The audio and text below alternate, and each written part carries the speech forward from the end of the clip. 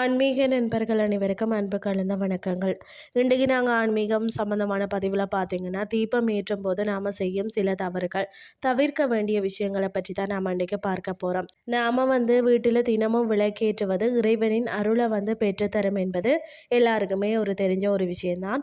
ஆனால் தெரியாமல் நாம் செய்யக்கூடிய சில சில சின்ன சின்ன தவறுகள் அந்த முழு பலனையும் தடுத்து விடும்னு தான் சொல்லணும்.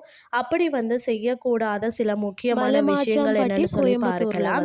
அதாவது குளித்ததுக்கு பிறகு தலைக்கு குளிச்சு ஈர துணியுடன் அல்லது தலைமுடியை விரிச்சு போட்டுக்கொண்டு ஒருபோதும் தீபம் ஏற்றக்கூடாது. மற்றது தீக்குச்சி பயன்பாடு பார்த்தீங்கன்னா, தீக்குச்சியை கொண்டு நேரடியாக விளக்கை ஏற்றக்கூடாது.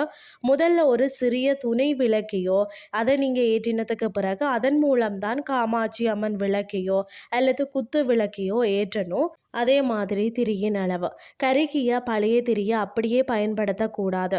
ஒவ்வொரு முறையும் புதிய திரியை பயன்படுத்துவது அல்லது கருகிய நுனியை நீக்கிட்டு ஏற்றுவது சிறப்பு.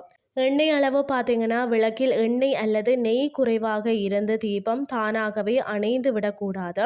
தீபம் ஏற்றிய பிறகு அது குளிரும் வரை கவனமாக பார்த்து கொள்ளணும். திசை முக்கியமுங்க. அதாவது வடக்கு பார்த்தோ அல்லது கிழக்கு பார்த்தோ விளக்கு ஏற்றுவது நல்லது.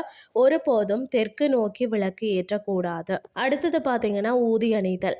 ஏற்றிய தீபத்தை வாயால் ஊதி அணைப்பது மிகப்பெரிய பாவம்னு சொல்லப்படுகிறது.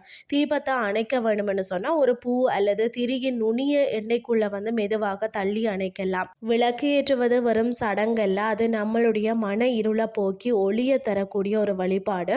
முறையான வழியில தீபம் ஏற்றி இறையருளை பெற்றுக்கொள்ளுங்கள் அப்படின்னு சொல்லி கூறிக்கொண்டு இன்றைய ஆன்மீகம் சார்ந்த பதிவை நிறைவு செய்து கொள்கிறேன். இதே மாதிரி மற்றொரு ஆன்மீகம் சார்ந்த பதிவோடு உங்களை சந்திக்கிறேன். நன்றி.